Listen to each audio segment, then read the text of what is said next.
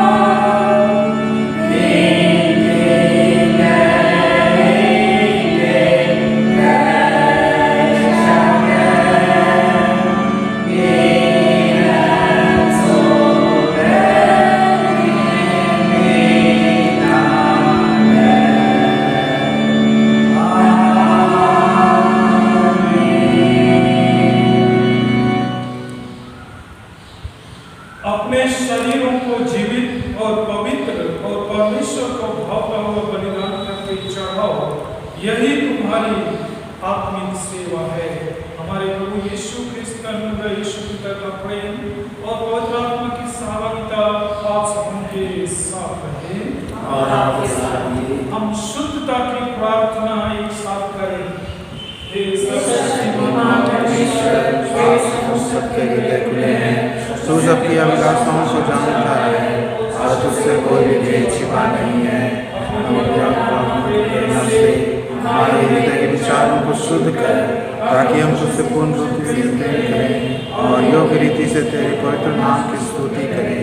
हे हमारे प्रभु यीशु ख्रिस्त के द्वारा, आमीन।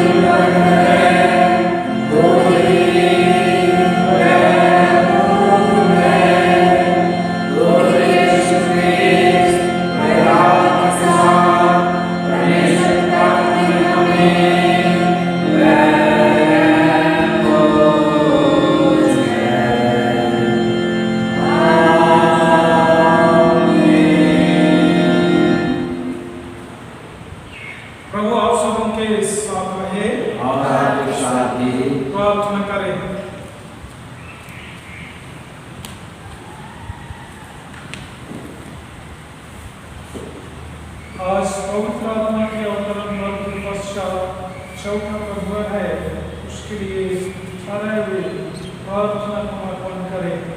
हे सर्वशक्तिमान परमेश्वर, केवल तू ही मानव हृदय की अनियंत्रित इच्छाओं को वश में कर सकता है। हम पर ऐसा अनुग्रह कर कि हम सब अशुद्ध विचारों और अपशब्दों को दूर कर सके, ताकि जैसा तू पवित्र है वैसे हम पवित्र बने और जैसा तू सच्चा है वैसे हम सच्चे बने।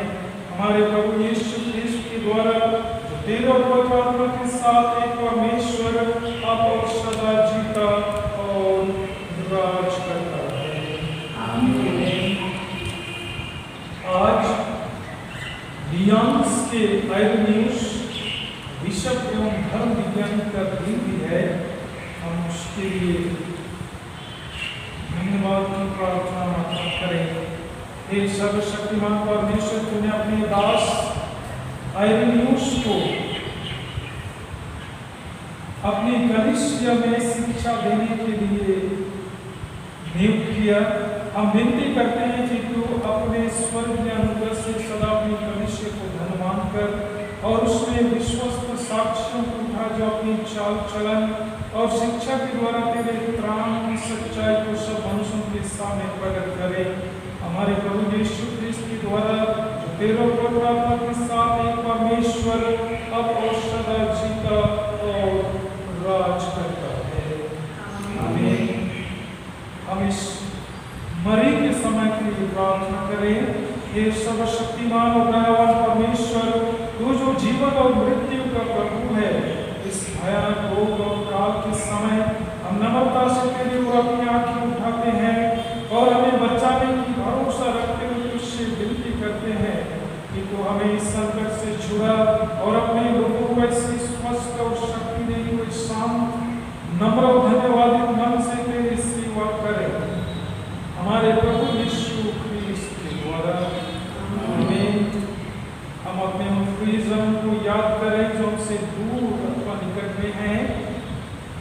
हे प्रभु हमारे परमेश्वर, तू सब स्थानों में उपस्थित है।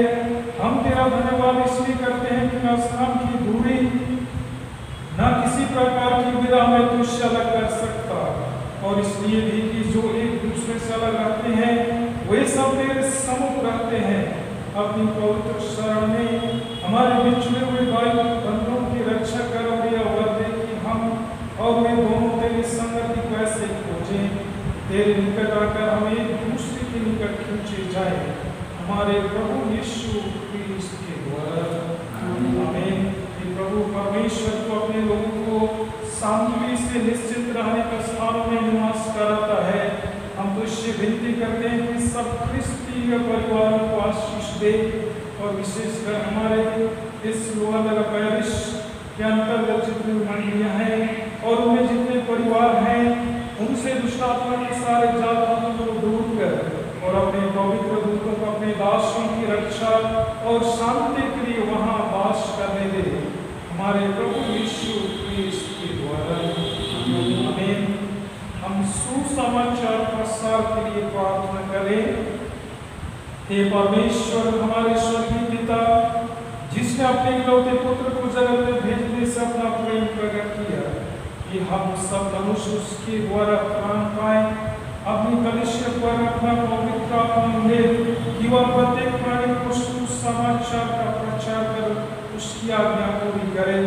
हम विनती करते हैं कि तू अपनी कटनी में मजदूरों को भेज, सब जोखिमों और परीक्षाओं में उनकी रक्षा कर, और उस समय को शीघ्र पहुंचा जब अन्य जाति पूरी रीति से एकत्रित कर लिए जाए और सारा इस्राएल प्राण पाए, उसी तेरे पुत्र हमारे प्रभु यीशु क्रिस्ट के द्वारा। आमीन।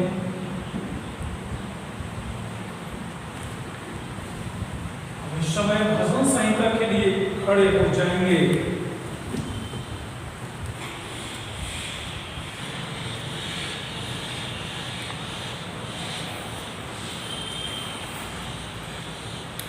भजन नंबर 34, 8 से 9 और 11 से 14। भजन नंबर 34, 8 से 9 और 11 से 14 तक इसे बारी बारी से पढ़ें।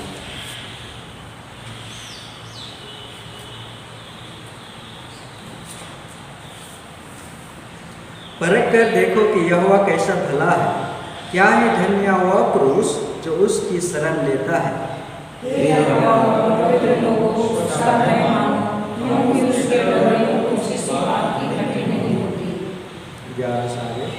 हे लड़कों, आओ मेरी सुनो, मैं तुमको यहोवा का भय मानना सिखाऊंगा।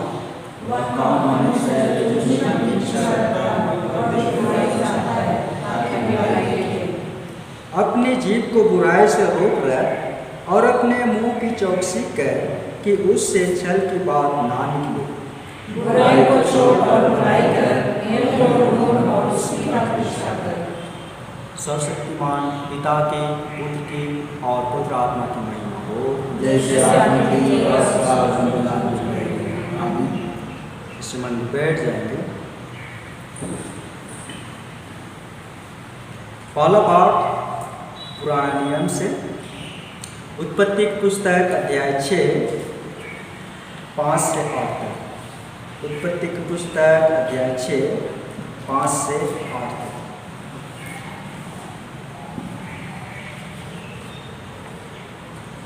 और यहोवा ने देखा कि मनुष्यों की बुराई पृथ्वी पर बढ़ गई है, और उनके मन के विचार में जो कुछ उत्पन्न होता है सो निरंतर बुरा ही होता है। और यहोवा पृथ्वी पर मनुष्य को बनाने से पछताया, और वह मन में अति खेदित हुआ। तब यहोवा ने सोचा कि मैं मनुष्य को जिसकी मैंने सृष्टि की है पृथ्वी के ऊपर से मिटा दूंगा। क्या मनुष्य, क्या पशु, क्या रहने वाले जंतु, क्या आकाश के पक्षी, सबको मिटा दूंगा, क्योंकि मैं उनके बनाने से पछताता हूँ। परंतु यहोवा के अनुग्रह की दृष्टि नूह पर बनी रही। या परमेश्वर का वचन है।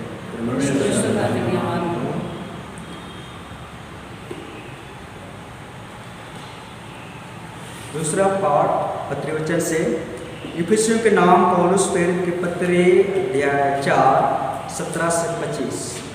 इफिसियों अध्याय 4 17 से 25 तक।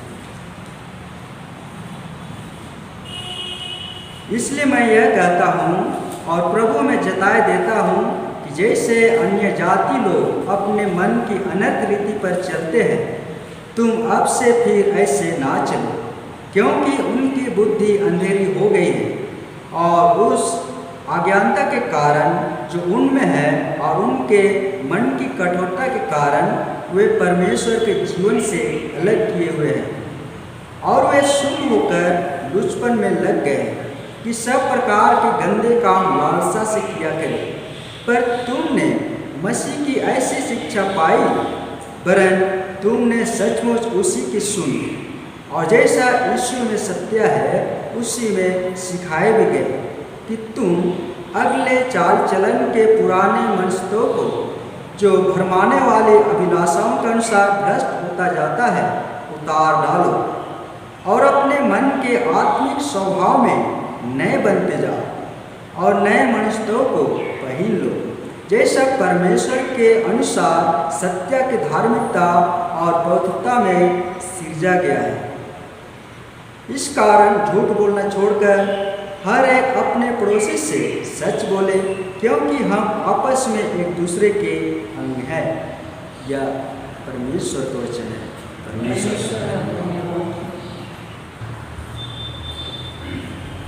सुसमाचार से पहले हम गीत गाएंगे। गीत नंबर गीत संग्रह से 202, मैं जैसा हूँ त्यों आता हूँ। Amen.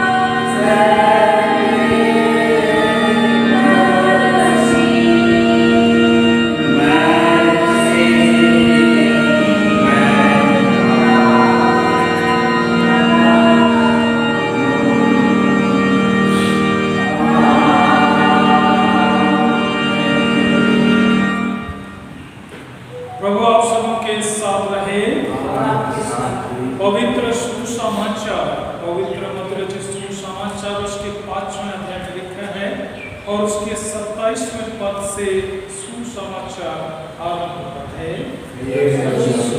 तेरी महिमा हो। मत्ती सुसमाचार 5वां अध्याय 27 से। तुम सुन चुके हो कि कहा गया था व्यभिचार न करना, परंतु मैं तुमसे यह कहता हूँ कि जो कोई किसी स्त्री पर कुदृष्टि डाले वह अपने मन में उससे व्यभिचार कर चुका। यदि तेरी दाहिनी आंख तुझे ठोकर खिलाए तो उसे निकाल कर फेंक दे, क्योंकि तेरे लिए यही भला है कि तेरे अंगों में से एक नष्ट हो जाए और तेरा सारा शरीर नरक में न डाला जाए। यदि तेरा दाहिना हाथ तुझे ठोकर खिलाए तो उसको काट कर फेंक दे, क्योंकि तेरे लिए यही भला है कि तेरे अंगों में से एक नष्ट हो जाए और तेरा सारा शरीर नरक में न डाला जाए। फिर तुम सुन चुके हो कि पूर्व काल के लोगों से कहा गया था झूठी शपथ न खाना, परंतु प्रभु के लिए अपनी शपथ को पूरी करना। परंतु मैं तुमसे यह कहता हूँ कि कभी शपथ न खाना, ना तो स्वर्ग की, क्योंकि वह परमेश्वर का सिंहासन है, ना धरती की, क्योंकि वह उसके पांव की चौकी है, ना यरूशलेम की, क्योंकि वह महाराजा का नगर है। अपने सिर की भी शपथ न खाना, क्योंकि तू एक बाल को भी न उजला न काला कर सकता है, परंतु तुम्हारी बात हाँ की हाँ या नहीं की नहीं हो, क्योंकि जो कुछ इससे अधिक होता है वह बुराई से होता है। या ख्रिस्त का सुसमाचार है। प्रार्थना करें। हे प्रभु परमेश्वर, तेरे वचन के लिए हम धन्यवाद करते हैं और हमारी विनती है इस समय जब हम तेरे वचन पर मनन चिंतन करेंगे, हमारी अगुवाई कर, सहायता कर, समझ दे और सुनने के लिए हमारी आत्मिक कान खोल दे और हमारे हृदय को शुद्ध कर कि हम अपने हृदय में उससे आत्मसात करें। हमारे जीवन में तेरा वचन उगे, बढ़े, फूले, फले और 100 गुना 70 गुना फल लाए, कि उससे तेरी महिमा हो और हमें आशीष मिले। हमारे प्रभु यीशु ख्रिस्त के द्वारा बैठ जाइए। परमेश्वर के वचन में मैं आप सबों का हार्दिक स्वागत करता हूं और आप सबों को मैं यीशु नाम में यीशु सहाय करता हूं। यीशु सहाय। हम सभी जानते हैं कि 30 जून तक के लिए लॉकडाउन है, लेकिन फिर भी हम सब किसी न किसी तरीके से और सबसे सटीक माध्यम के द्वारा से प्रभु की उपस्थिति में उसके वचन के साथ सहभागिता कर पा रहे हैं। यह हमारे लिए परमेश्वर को धन्यवाद देने का विषय है, क्योंकि परमेश्वर की योजना को कोई मनुष्य बंद नहीं कर सकता है। वह सर्व सामर्थ्य परमेश्वर है और जो उसकी इच्छा और आज्ञा के अनुसार चलते हैं उनके लिए कई माध्यमों से परमेश्वर दरवाजे खोलते हैं ताकि हम उसके निकट या उसकी सहभागिता में आए। परमेश्वर ही है जो हमें बुद्धि, समझ और सब कुछ देता है, जिसके द्वारा से हम इस दुनिया में आगे बढ़ सकते हैं और हर चीज हमारे लिए लाभ की ही है यदि हम उसका इस्तेमाल उसी रूप में करें। हम सभी नहीं जानते बहुत कुछ, लेकिन फिर भी परमेश्वर हमें इस विज्ञान के द्वारा से, इस आविष्कार के द्वारा से अच्छी बातें सिखा रहा है और इसी के कारण से आज हम ऑनलाइन आराधना के माध्यम से प्रभु से जुड़ रहे हैं और परमेश्वर के वचन की सहभागिता कर रहे हैं, आशीषों को प्राप्त कर रहे हैं। प्रभु यीशु ख्रिस्त में मेरे प्रियो, मैं बीते सप्ताह का जो हमारा विषय था, थोड़ा सा मैं आपको याद दिला रहा हूँ कि क्रोध और घृणा से हमें दूर करने की बात उस दिन बताई गई और हम सब ने उस पर ध्यान किया। क्योंकि क्रोध और घृणा ना केवल हमें मनुष्य से दूर करता है या हमारे आपसी संबंध से हमें विच्छेद करता है, बल्कि परमेश्वर से भी हमें दूर करता है। इसलिए परमेश्वर की यह मनोइच्छा है कि हम अपने हृदय को क्रोध और घृणा से सुरक्षित रखें और उसके लिए एकमात्र औषधि या उपाय है, वह है परमेश्वर का वचन। आज हम इसी तरीके के वचन पर ध्यान करेंगे और मैं भरोसा रखता हूं और आप पर विश्वास करता हूं कि आप सबों ने निश्चय ही जंत्रिक पाठ से उस विषय को देखा होगा या उस पर आपने भी मनन किया है। फिर भी हम उस विषय वस्तु को पढ़ें और आपके लिए मैं पढ़ना चाहूंगा। तो आज के लिए मनन का हमारा यह विषय है, सच्चाई और शुद्धता का स्रोत हृदय में है। सच्चाई और शुद्धता का स्रोत हृदय में है। और इस विषय के द्वारा से दो विशेष बातें हमारे सामने उभर कर आती हैं और वह है, पहली बात, क्या हृदय अशुद्ध होता है? दूसरी बात, क्या हृदय को शुद्ध करने का कोई औषधि है? हम इन्हीं दो विषय पर आज मनन चिंतन करेंगे और परमेश्वर के वचन से ही, बाइबल से हम इन बातों को ढूंढने का प्रयास करेंगे कि किन बातों के द्वारा से यह अशुद्ध होता है, या हमारे हृदय जब अशुद्ध होते हैं तो किन बातों से वह शुद्ध हो सकता है, उससे भी परमेश्वर ने हमें बताया है। तो आइए हम आज के अध्ययन में आगे बढ़ते हुए कुछ परमेश्वर के वचनों पर मनन चिंतन करें और मैं कुछ पदस्थलों को कहूँगा और पढ़ूंगा भी और आप अपने बाइबल में देखिएगा। नीति वचन नामक पुस्तक, उसका 4था अध्याय, उसके 23वें वचन में इस तरह लिखा है। नीति वचन 4 उसके 23 पद में, सबसे अधिक अपने मन या हृदय की रक्षा कर, क्योंकि जीवन का मूल स्रोत वही है। सबसे अधिक अपने मन या हृदय की रक्षा कर, क्योंकि जीवन का मूल स्रोत वही है। नीति वचन का लेखक बुद्धिमान सुलेमान इस बात को कहता है, क्योंकि वह जीवन का मूल स्रोत है। यिर्मयाह नबी की पुस्तक, उसका 17 अध्याय, उसके 9वां वचन में भविष्यवक्ता के द्वारा से परमेश्वर कहता है, मन तो सब वस्तुओं से अधिक धोखा देने वाला होता है, उसमें असाध्य रोग लगा है, उसका भेद कौन समझ सकता है। मन तो सब वस्तुओं से अधिक धोखा देने वाला होता है, उसमें असाध्य रोग लगा है, उसका भेद कौन समझ सकता है। भजन संहिता 51 उसके 10 में कहता है, हे परमेश्वर, मेरे अंदर शुद्ध मन उत्पन्न कर और मेरे भीतर स्थिर आत्मा नए सिरे से उत्पन्न कर। भजनकार कह रहा है, हे परमेश्वर, मेरे अंदर शुद्ध मन उत्पन्न कर और मेरे भीतर स्थिर आत्मा नए सिरे से उत्पन्न कर।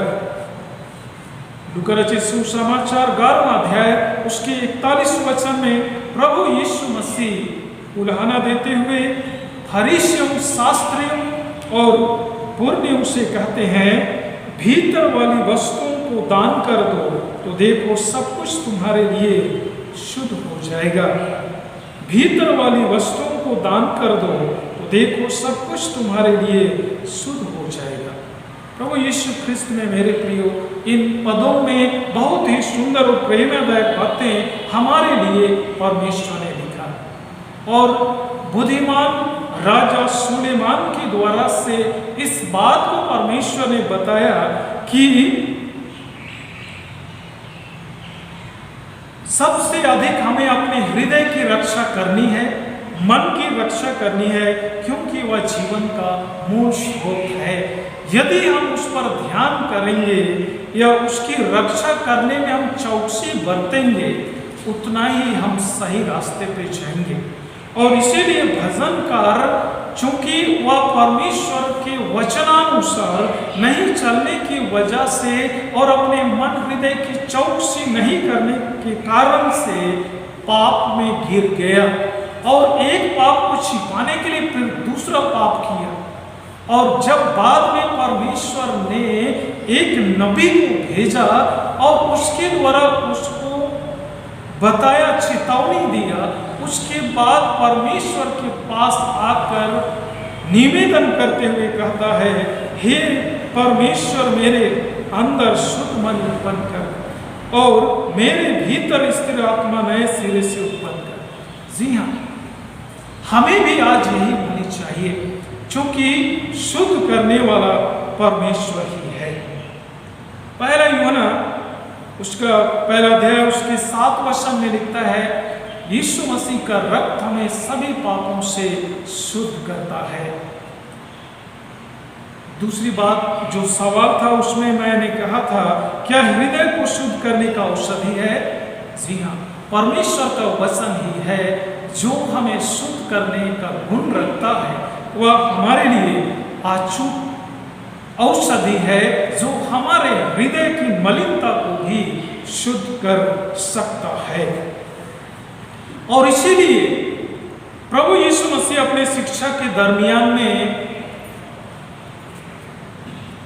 निकोदेमुस को, जो यहूदियों का सरदार था, उसे वह कहता है, जिसे हम लोग यूहन्ना रचित सुसमाचार उसके 3 अध्याय उसके 3 और 5 पद में पाते हैं। यूहन्ना रचित सुसमाचार उसका 3 अध्याय और 3 और 5 पद में इस तरह से प्रभु यीशु मसीह निकोदेमुस से कहता है। यीशु ने उसको उत्तर दिया, मैं तुमसे सच सच कहता हूँ, यदि कोई नए सिरे से ना जन्मे तो परमेश्वर का राज देख नहीं सकता। और यह नए सिरे से जन्मना क्या है, यह भी हम लोग जाने। आइए हम लोग 5वें पद को पढ़ते हैं, आप अपने बाइबल में देखिएगा। यीशु ने उत्तर दिया, मैं तुझसे सच सच कहता हूँ, जब तक कोई मनुष्य जल और आत्मा से ना जन्मे वह परमेश्वर के राज्य में प्रवेश नहीं कर सकता। इस पद का अर्थ या भावार्थ क्या है, आइए हम इसको जाने। और यह प्रभु यीशु मसीह ने कहा है और यह हमारे लिए इस तरह व्याख्या करता है, पवित्र आत्मा की प्रेरणा से लिखित वचन को आत्मसात करने और उसके अनुसार चलने से ही मनुष्य का मन या हृदय शुद्ध होता है। और इसीलिए निकोदेमुस को इस बात को बताया कि तुम्हें नए सिरे से जन्म लेना होगा। और सार्वभौमिक रूप से प्रभु यीशु मसीह जब भीड़ के लोगों को वचन सुनाने का आरंभ किया तो उस समय उसने कहा, मन फिराओ क्योंकि परमेश्वर का राज निकट आ गया।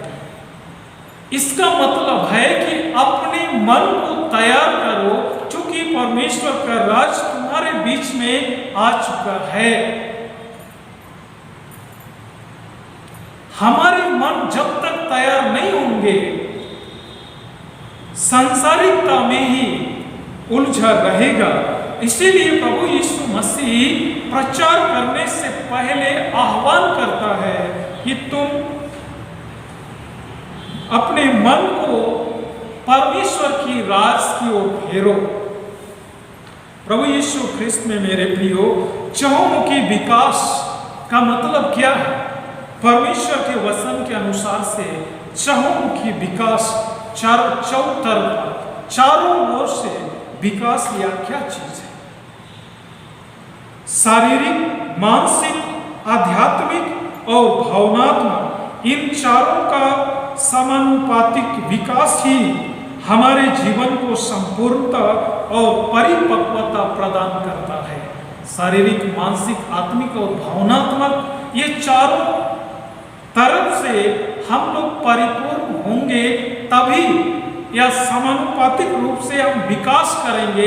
इसी को चहुमुखी विकास कहा जाता है, या परमेश्वर के वचन बाइबल का या परिभाषा है। और हम सब यदि दुनिया पर देखेंगे तो यही चीज की कमी है, जिसके कारण कोई एक चीज पर बढ़ रहा है, कोई दो चीज पर, लेकिन चारों चीज पर बढ़ते रहने की आवश्यकता है, वह नहीं हो रहा है, जिसके कारण संसार में अनैतिकता और कई ऐसी बातें जो मनुष्य को अपने गिरफ्त में लेता जा रहा है। छोटा सा उदाहरण मैं बताना चाहूंगा। कुआं को समय समय पर साफ किया जाता है। ये बहुत साधारण सी बात है कि कुआं को समय समय पर साफ किया जाता है, ताकि कुआं का पानी स्वच्छ, साफ हो, पीने योग्य हो। इसमें कोई बड़ी थियोलॉजी नहीं है या बड़ा का कोई सिद्धांत नहीं है, या साधारण सी बात है। और इसी तरह चूंकि हमारा हृदय या मन जीवन का मूल स्रोत है, जहां से आशीषें निकलती हैं, और इसीलिए जरूरी है कि हृदय रूपी कुएं को हम साफ रखें, समय समय पर नहीं लेकिन हमेशा। और यह बहुत कुछ नहीं होता है, जिसके कारण से संसार में बहुत सबल और काबिल व्यक्ति भी हैं, लेकिन केवल कोई एक भाग में विकास कर रहा है, जिसके कारण से चहुमुखी विकास नहीं हो पा रहा है, और संपूर्णता या परिपक्वता उसके जीवन में नहीं आ रहा है, जिसको आज हम संसार में देख रहे हैं। और इसीलिए कोई संवेदनशील नहीं होता है, क्योंकि भावनात्मक रूप से अगर विकास में नहीं है, वो संवेदनशील नहीं है, तो फिर किसी की तकलीफ पर वह कभी भी संवेदनशील नहीं रहेगा। और परमेश्वर हमें तरस की आत्मा देता है, और इसीलिए जब कोई तकलीफ में होता है तो हमें तरस आता है। प्रभु यीशु मसीह की जिंदगी में हम लोग देखते हैं, भीड़ को देखकर उससे तरस आया, तरस खाई, या प्रभु यीशु मसीह ने हमें सिखाया है, या उसके जीवन में हमने इस बात को देखा है। वर्तमान संसार पर यदि गौर किया जाए तो देश में, समाज में, कलीसिया में, परिवार में बुराई का ग्राफ बढ़ता ही जा रहा है। सबूत हर रोज टीवी चैनल, अखबारों में देखने पढ़ने को मिलता है। ये स्पष्ट सबूत है, आंकड़े सब बताते हैं, खबर कागज इस बात को बताते हैं, टेलीविजन स्क्रीन इस बात को बताता है कि किस तरह बुराई का ग्राफ प्रतिदिन वरन रोज पल पल बढ़ता ही जा रहा है। प्रभु यीशु ख्रिस्त में मेरे प्रिय उपदेश मंच से मैं बता रहा हूं दुख के साथ कि दुखद बात तो यह है कि मसीह समाज भी इस बुराई से अछूता नहीं है, वरन कलीसिया में भी अपरोक्ष रूप से, जिसे हम समझ में नहीं पा रहे हैं, लेकिन उसमें भी बुराइयां घुसती जा रही हैं। कारण मसीहियत के प्रति हर एक मसीही गंभीर नहीं है। आज परमेश्वर का वचन हमें आगाह कर रहा है, हमें सचेत कर रहा है कि हम उसके प्रति गंभीर बने, ताकि हम अपने मन हृदय की चौकसी करें। एक शायर इस तरह मनुष्यों की मानसिकता और मनोदशा को देखकर या इस समय कैसा है उस बात को अपने लफ्जों में या शब्दों में इस तरह से पिरोया है। उम्र भर गाली मैं यही भूल करता रहा, धूल चेहरे पे थी पर आईना साफ करता रहा। यहाँ पर जो बात को शायर कहता है वो हम किस तरह इसको समझेंगे। बहुत बार ऐसा होता है कि हम अपने हृदय को साफ ना करने के बजाय या हमारे दिल को हमें साफ करना चाहिए, लेकिन हम दूसरे चीज को साफ करने का कोशिश कर रहे हैं। वो आईना में अपना चेहरा देख रहा है और चेहरे में उसकी गंदगी है, लेकिन वह आईना साफ कर रहा है। हमारा जिंदगी में भी कभी कभी ऐसा ही होता है। आज के वचन में परमेश्वर हमें सिखा रहा है सच्चाई और शुद्धता का स्रोत हृदय है। इसलिए हमें अपने हृदय की चौकसी करनी चाहिए कि वह साफ रहे, ताकि हमारे हृदय में सच्चाई और शुद्धता हमेशा विद्यमान रहे। जीवन का मूल स्रोत हृदय है, तो हमें उसकी चौकसी सावधानी से करनी चाहिए। परमेश्वर का वचन गवाह है, आदि से ही मनुष्य अपने मन या हृदय की चौकसी करने में असफल रहा है। हम लोग आज के पहले वचन में सुन रहे थे उत्पत्ति नामक पुस्तक, उसका 6वां अध्याय 5 पद से आगे, कि मनुष्य के मन में जो होता है वह बुरा ही होता है और लगातार और निरंतर होते ही रहता है। आज मनुष्य शिक्षित, साक्षर और स्मार्ट हो गया है, परंतु मनुष्य का मन या हृदय संसार के प्रभाव से प्रभावित हो गया है। संसार के प्रभाव ने हमें प्रभावित कर दिया है और हम उसके सांचे में ढल गए हैं। दूसरे शब्दों में सबने अपने हृदय को संसार के सांचे में ढाल दिया है, जबकि परमेश्वर का वचन हमें चेतावनी देता है, जिसे हम लोग रोमियो के नाम पत्र उसका 12वां अध्याय के 2 पद में पाते हैं, इस संसार के सदृश्य ना बनो, परंतु तुम्हारे मन के नए हो जाने से तुम्हारा चाल चलन भी बदलता जाए। लेकिन वैसा ना हो करके हम संसार के सांचे में ढलते जा रहे हैं। कुछ पदस्थले मैं आपके सामने कह रहा हूं जो चेतावनी के वचन है। आइए हम लोग उसको पढ़ते हैं। पहला यूहन्ना की पत्री 2 अध्याय और उसका 15-16 पद में इस तरह परमेश्वर के वचन में लिखा है। पहला यूहन्ना की पत्री 2 अध्याय 15-16 में इस तरह कहता है, लिखा है, तुम ना तो संसार से और न संसार में की वस्तुओं से प्रेम रखो। यदि कोई संसार से प्रेम रखता है उसमें पिता का प्रेम नहीं है, क्योंकि जो कुछ संसार में है अर्थात शरीर की अभिलाषा और आंखों की अभिलाषा और जीविका का घमंड वह पिता की ओर से नहीं परंतु संसार ही की ओर से है। परमेश्वर का वचन हमें सावधान कर रहा है कि हम संसार के प्रभाव से बचे रहें, ताकि हमारा मन, हमारा हृदय शुद्ध और सच्चाई में चले। इफिसियों के नाम पत्र उसका 4 अध्याय 18 और 19 में परमेश्वर के वचन में इस तरह लिखा है। इफिसियों के नाम पत्र उसका 4 अध्याय 18 और 19, क्योंकि उनकी बुद्धि अंधेरी हो गई है और उस अज्ञानता के कारण जो उनमें है और उनके मन की कठोरता के कारण वे परमेश्वर के जीवन से अलग किए गए हैं और वे सुन होकर लुचपन में लग गए हैं कि सब प्रकार के गंदे काम लालसा से किया करें। उनका मन को संसार की शक्ति ने प्रभावित कर दिया है, जिसके कारण से संसार के सांचे में वे ढल गए हैं और संसार के अनुसार चल रहे हैं। पहला पत्रस 1 और उसका 14 में इस तरह परमेश्वर के वचन में लिखा है। पहला पत्रस और पहला अध्याय उसके 14,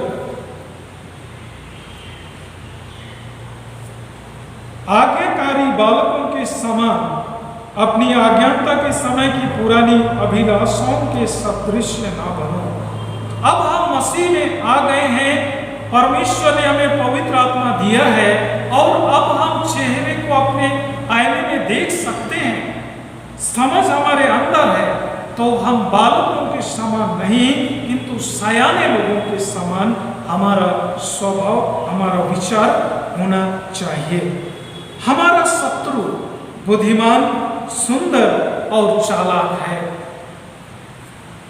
वह हमारे मन और मस्तिष्क पर सीधा और अचूक निशाना लगाता है।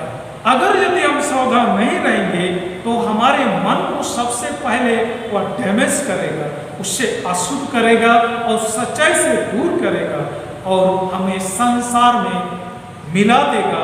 फिर हमारा मन वैसा ही हो जाएगा, फिर हम मुंह से यीशु का नाम जपते रहेंगे, लेकिन हमारे अंदर, हमारे हृदय में मलिनता ही बना रहेगा और कोई ऐसा चीज हमें शुद्ध नहीं कर सकता जब तक हम प्रभु यीशु मसीह के कलवरी क्रूस पर नहीं आएंगे।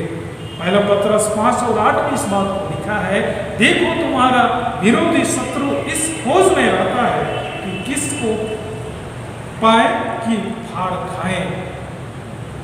इसलिए मेरे मित्रों, हमें सचेत रहना है। आज लगभग संपूर्ण संसार में अधिसंख्या मनुष्यों के हृदय में शैतान ने अपना राज स्थापित कर चुका है और इसी कारण मानव समाज बिगड़ता जा रहा है। इस पर व्याख्या करने की कोई आवश्यकता नहीं है, यही इसका सबूत है।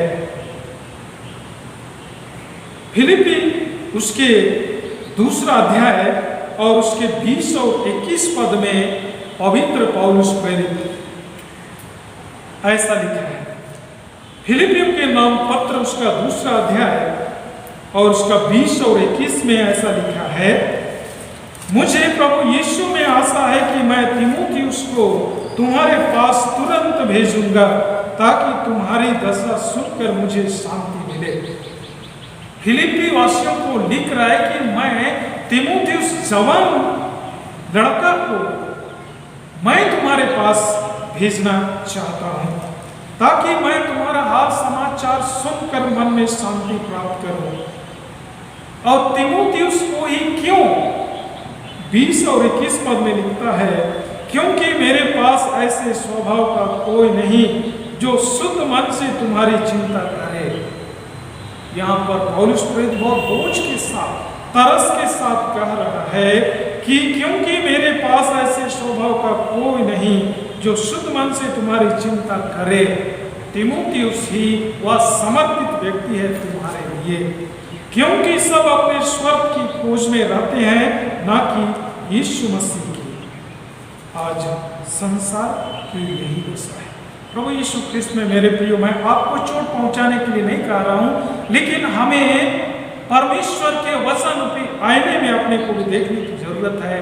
परमेश्वर हमसे अपेक्षाएं करता है और यीशु मसीह हमें इसी के लिए यह जिम्मेदारी सौंपा है कि हम कलीसिया का एक मेंबर या सदस्य होकर हम प्रभु के कार्य को आगे बढ़ाएं। कलीसिया के द्वारा परमेश्वर की अपेक्षा है और यीशु मसीह ने कहा कि मैं स्वर्ग राज की कुंजियां दूंगा और अधोलोक के फाटक उस पर प्रबल ना होंगे। लेकिन आज वह भी प्रबल होता नजर आ रहा है। यह सच है कि परमेश्वर उसे प्रबल होने नहीं देगा, लेकिन यह भी हकीकत होगा कि उसे डैमेज कर सकता है। उसके द्वारा से विश्वासियों को क्षति हो सकती है और इसलिए हमें बहुत सावधान रहने की जरूरत है।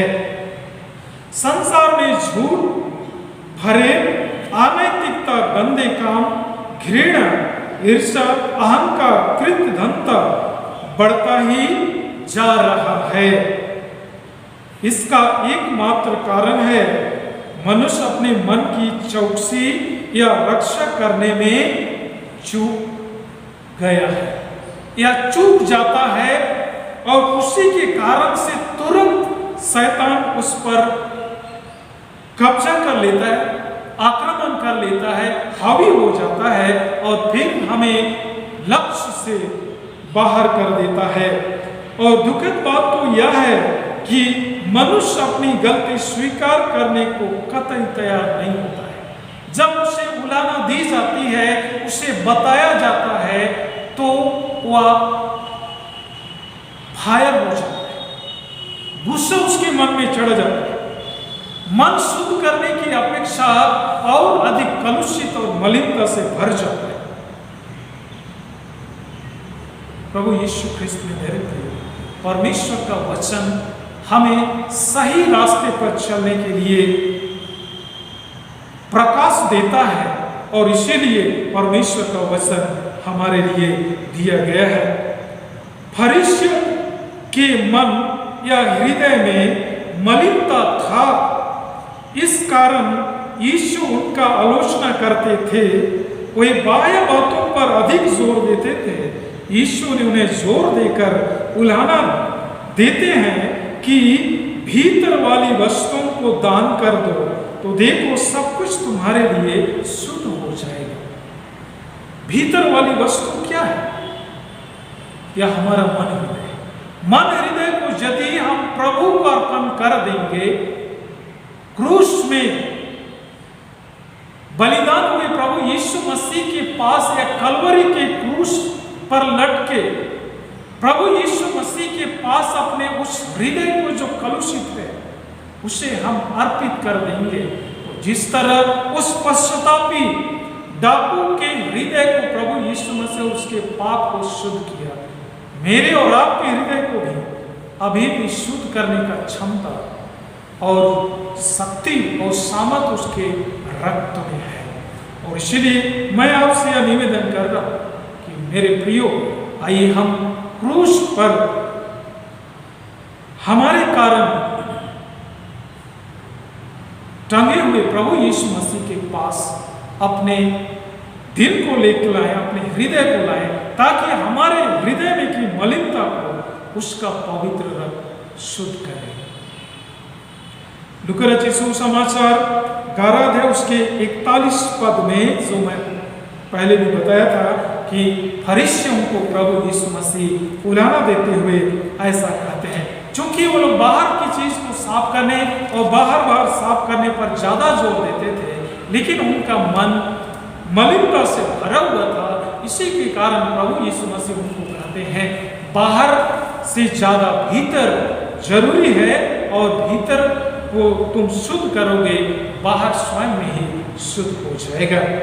हमारा मन या हृदय साफ नहीं है, इस कारण हम में सच्चाई और शुद्धता नहीं रहता है।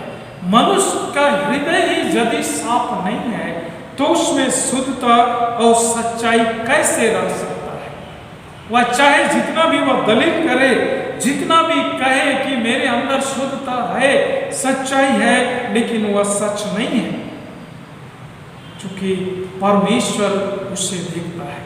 मनुष्य के सामने तो हम बहुत दावे के साथ कह लेंगे और हमें जीत भी मिल जाएगी, हम जीत भी हासिल कर लेंगे, लेकिन परमेश्वर के सामने हम छिप नहीं सकेंगे, और वहां पर हम दिखाई देंगे, या हमारा हृदय दिखाई देगा कि हमारे हृदय में क्या चीज है। मन की स्वच्छता के बगैर सच्चाई पर स्थिर रहना और शुद्ध रहना संभव नहीं है। मन की शुद्धता सच्चाई और शुद्धता में स्थिर रहने के लिए जरूरी है। मन हृदय को स्वच्छ या स्वस्थ रखने का एकमात्र वैक्सीन या औषधि है परमेश्वर का वचन। और जिसे मैंने शुरू में कहा था, भजनकार जो भजन संहिता 51 उसके 10 में लिखता है, और 9 से 10 पद तक हम लोग पढ़ेंगे, तो बहुत सुंदर वचन है। आइए हम लोग उसको पढ़ेंगे। आप अपने बाइबल में देखिएगा, मैं उसे पढ़ रहा हूं आपके लिए और सबके लिए। भजन संहिता 51 उसका 9-10 में इस तरह भजनकार कहता है,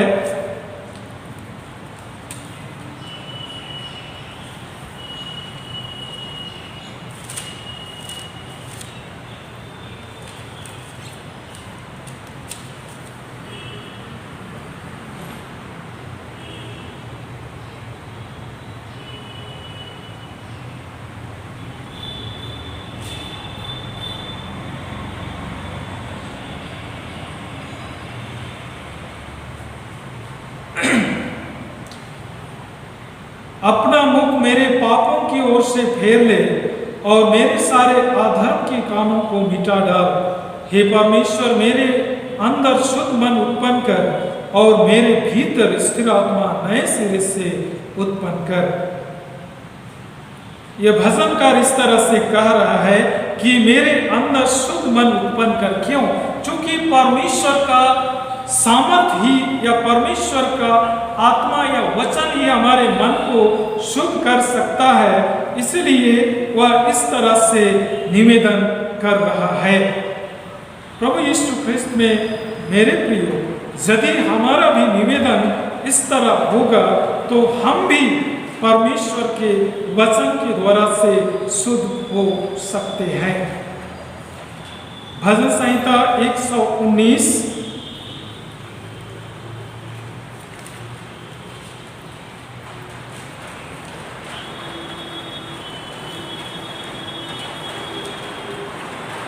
और उसका 9-10 में भी इस तरह से वचन में हमें मिलता है, जवान अपनी चाल को किस उपाय से शुद्ध रखे। दूसरे लाइन में लिखा है, तेरे वचन के अनुसार सावधान रहने से। जवान जिसका मन विचलित होता है और उसके कारण अशुद्ध होता है और सत्य से विचलित हो जाता है, लेकिन वह परमेश्वर के वचन अनुसार सावधानी बरते, अपने मन की चौकसी करे, तो उसका मन भी शुद्ध होगा। 10वें पद में, मैं पूरे मन से तेरी खोज में लगा हूं, मुझे तेरी आज्ञाओं की बाट से भटकने ना दे। उस रास्ते से या उस इंतजार से मुझे भटकने न दे। 11वें पद में दाऊद कहता है, मैंने तेरे वचन को अपने हृदय में रख छोड़ा है कि तेरे विरुद्ध पाप न करूं। यदि हम अपने हृदय में परमेश्वर के वचन को अधिकाई से बसने देंगे तो वही परमेश्वर का वचन हमें सही रास्ते पे ले चलेगा और हम सच्चाई और शुद्धता में बने रहेंगे। यहोशू अपने पुस्तक में लिखता है, यहोशू उसका पहला अध्याय और उसके 8वें वचन में सुंदर सा वचन हमारे लिए है। यूं लिखा है, व्यवस्था की यह पुस्तक तेरे चित्त से कभी उतरने ना पाए। परमेश्वर का वचन जो एक औषधि के समान है, ज्योति के समान है, वह ज्योति है, औषधि है, वह हमारे मन से कभी उतरने ना पाए। यानी हम उसे हृदय से लगाएं, अपने हृदय को उसे सुसज्जित करें, इसी में दिन रात ध्यान दिए रहना, इसलिए कि जो कुछ उसमें लिखा है उसके अनुसार चलने की तू चौकसी करे, क्योंकि ऐसा ही करने से तेरे सब काम सफल होंगे और तू प्रभावशाली होगा। यह सब कुछ परमेश्वर के सामर्थ्य से होगा। हर काम में हमें सफलता मिलेगी और जिसके लिए परमेश्वर ने हमें चुना है, और प्रभावशाली होगा। यानी परमेश्वर का सामर्थ्य मेरे और आपके जीवन में होगा, हमारे आत्मा के साथ होगा और उसका प्रभाव इस संसार में होगा और उसके द्वारा से परमेश्वर का कार्य होगा। और एक पदस्थल आप अपने घर में पढ़िएगा, 2 तीमुथियुस 3 उसका 16-17, जहाँ की लिखा है कि हर एक पवित्र शास्त्र परमेश्वर की आत्मा की प्रेरणा से रचा गया है और उस पर हम लोग ध्यान मनन करेंगे, उसके अनुसार चलेंगे तो उसके द्वारा से हमें आत्मिक लाभ मिलेगा और चौतरफा हमारा विकास होगा। प्रभु यीशु ख्रिस्त में मेरे प्रियो, प्रभु यीशु का रक्त हमारे हृदय को शुद्ध रखने का या शुद्ध करने का सबसे अचूक दवा है, वैक्सीन है। हमें आज उसका इस्तेमाल करने की आवश्यकता है, उसे उपयोग में लाने की जरूरत है। और कौन सी चीजें है जो हमारे हृदय को अशुद्ध करता है, आइए हम उस बाइबल से या बाइबल से उस वचन को आपके लिए और सबके लिए मैं बताना चाहूँगा। मत्ती रचित सुसमाचार उसका 7वां अध्याय और 20 से 22 में यह वचन हमारे लिए दिया गया है। मत्ती रचित सुसमाचार 7वां अध्याय और उसका 20 से 22।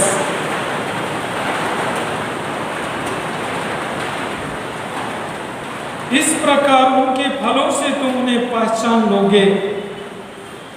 जो मुझसे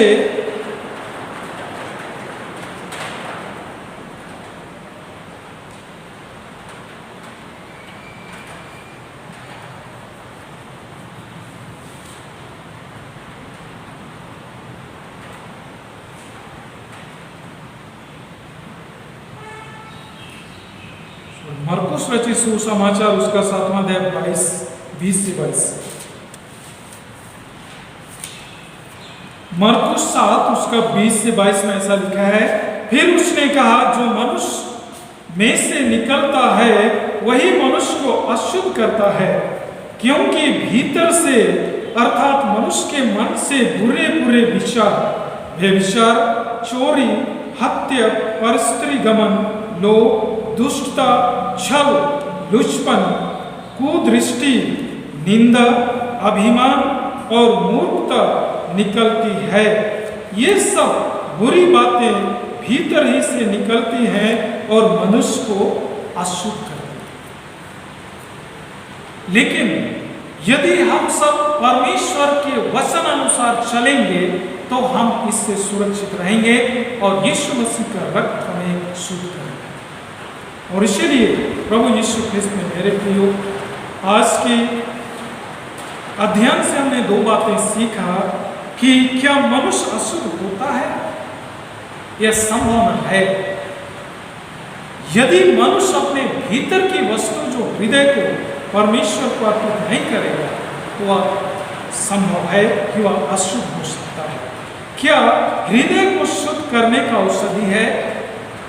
जी हाँ, हृदय को शुद्ध करने का औषधि है प्रभु यीशु मसीह का पवित्र निष्कलंक रक्त और परमेश्वर का जीवित पवित्र वचन।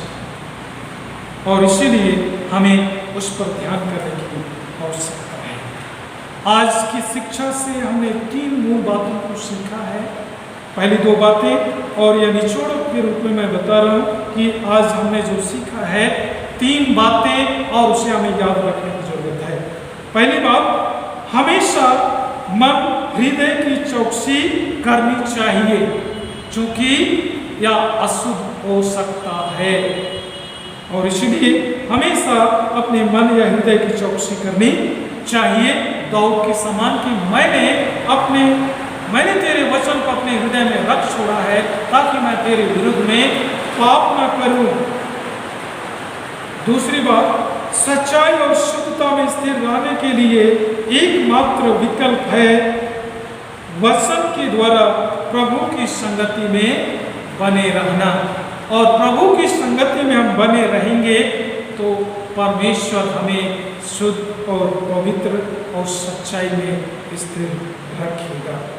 तीसरी बात, शत्रु को पहचानना चाहिए। अगर हम शत्रु को ही नहीं पहचानेंगे तो फिर हम नहीं जान पाएंगे कि वह भेड़ है या गड़ेल। चूंकि वर्तमान समय में ऐसा ही है, भेड़ के खाल में भेड़िए हमारे बीच में। अगर यदि हम उस शत्रु को नहीं पहचानेंगे तो हमें हानि होगी और हम नीक से चूक हो सकते हैं।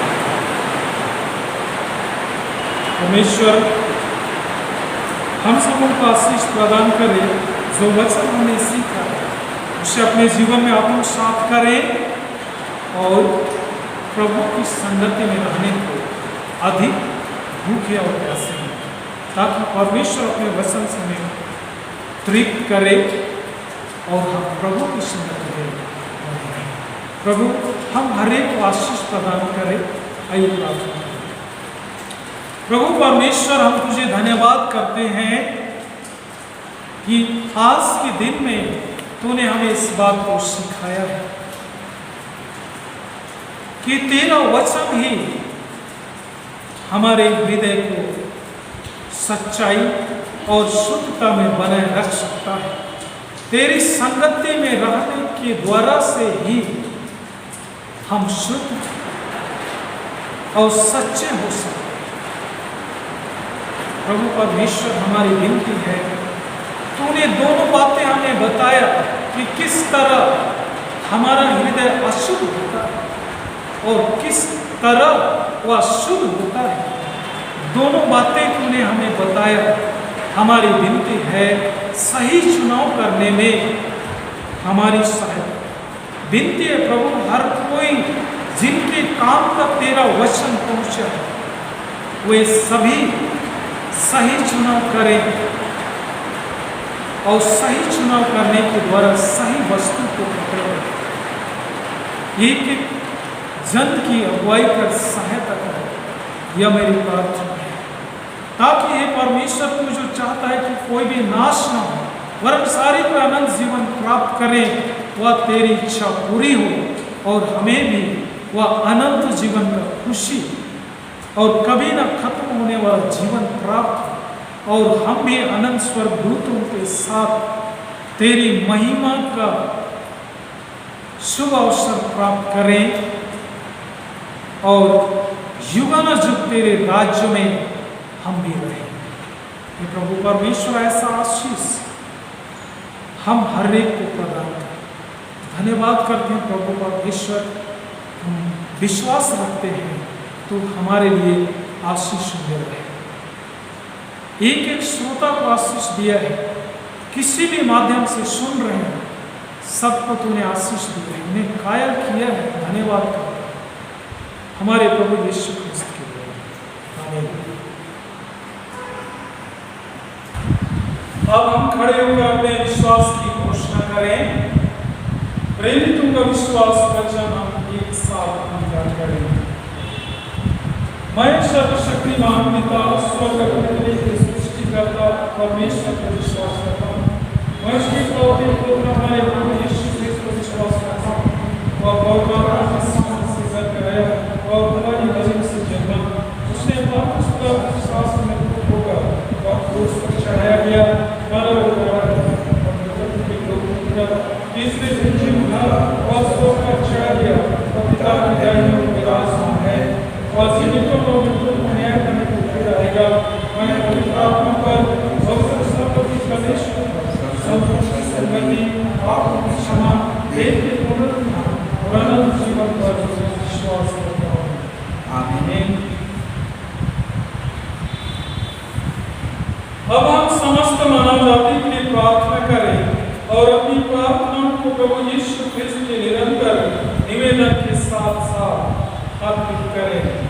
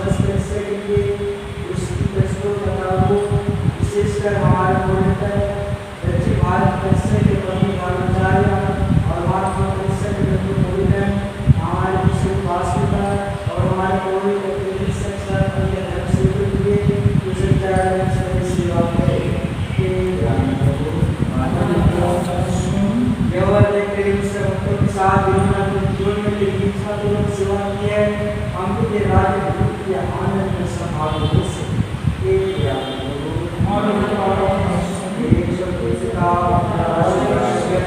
हमारी हम को अपने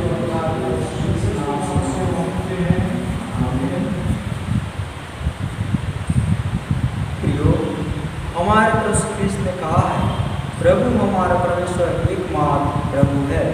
तो प्रभु अपने परमेश्वर को अपने संपूर्ण मन, संपूर्ण प्राण, संपूर्ण बुद्धि और संपूर्ण शक्ति से प्रेम करें। यह पहली आज्ञा है। दूसरी यह है, अपने प्रभु को अपने समान प्रेम करें। इससे बड़ी और कोई आज्ञा नहीं है। परमेश्वर ने संसार से ऐसा प्रेम रखा कि उसने अपना इकलौता पुत्र यीशु क्रिस्त दे दिया एवं पापों से बचाया, स्वर्ग में हमारी मदद करता हो और हमें शाश्वत जीवन पहुँचाए। इसलिए हम पश्चाताप विश्वास अपने पापों का इनकार करें। हम परमेश्वर की कृपा से उसकी आज्ञा का पालन करने का और सब लोगों के साथ मेल मिलाप और प्रेम से रहने का दृढ़ संकल्प करें।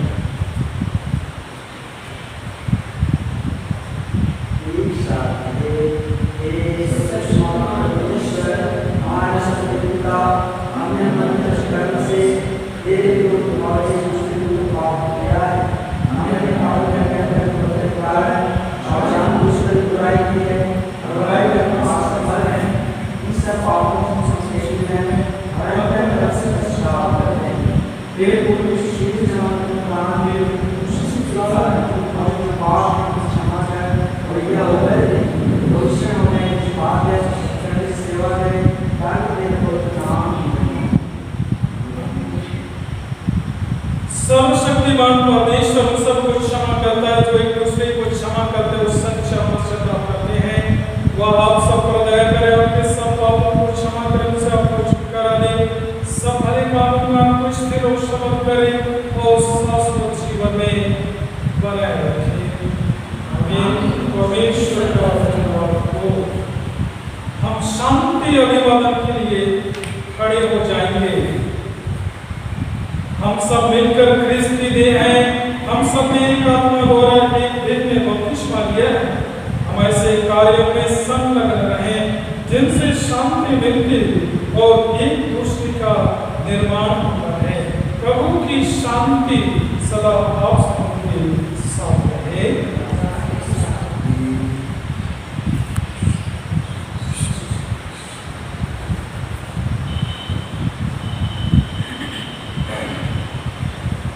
अब हम श्रद्धा और भक्ति के साथ प्रभु को अपना भेंट अर्पित करते हुए गीत गाएंगे। गीत नंबर 135, गीत संग्रह से गीत नंबर 135, पापों के बोझ से क्या बच जाओगे।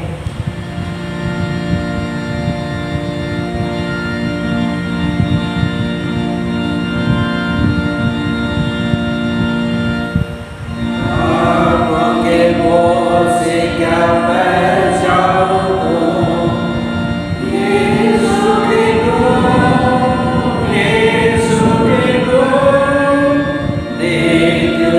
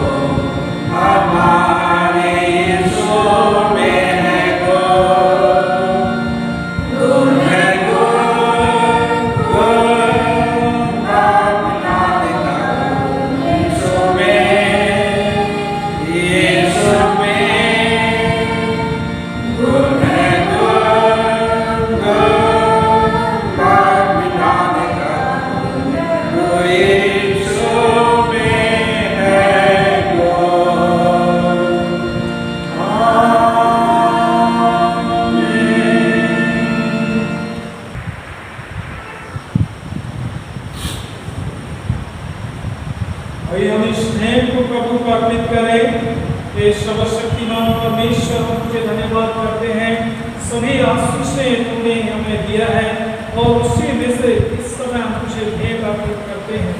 हमारी विनती है इस भेंट को स्वीकार कर और अपने पवित्र कलीसिया के काम में आने के लिए इसे शुद्ध पवित्र कर। हे प्रभु परमेश्वर, हमारी विनती है हमारे मन को भी स्वीकार कर, ताकि हमारे मन हृदय सत्यता और शुद्धता में स्थिर रहे। धन्यवाद करते हैं प्रभु हमारे भेंट स्वीकार करने और आशीष देने के लिए, हमारे प्रभु यीशु क्रिस्त के द्वारा। आमीन। कृपया बैठ जाएंगे। प्रार्थना करें, सभी दिमाग जनों को याद करें जो हमारे पैरिश मंडियों में हैं और अनेक तरह भी हैं, उनको भी स्मरण करें। हे सर्वशक्तिमान परमेश्वर, तूने अपने पुत्र यीशु क्रिस्त को इस संसार में मनुष्य जाति के शरीर और आत्मा का वायद होने के लिए भेजा और उसने सच्चा वायद करके जो विश्वास के साथ उसके पास आए थे चंगाई गई। हमारी विनती है हमारे बीच में हमारे प्रियजन अपने शारीरिक बीमारियों में बेड बिस्तर पर हैं और अपने बिस्तर में से तुझे पुकार रहे हैं, उनकी आवाज़ अपने तक पहुँचने दे और उनके लिए अपने भी प्रार्थना की है। तो परमेश्वर धन्यवाद करते हैं, तुमने सुना है हमारी विनती, हमें धीरज प्रदान कर ताकि हम उस समय का इंतजार करें जब सब कुछ को उन्हें शुद्ध करेगा।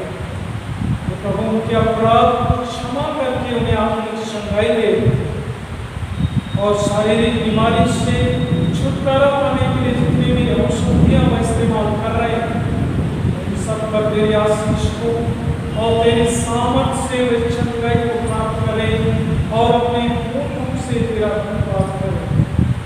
जितने कोविड-19 से प्रभावित हो सबों को प्रभु परमेश्वर तेरे पास लाते हमारी विनती है, हर कोई तेरी आशीषों को प्राप्त करे।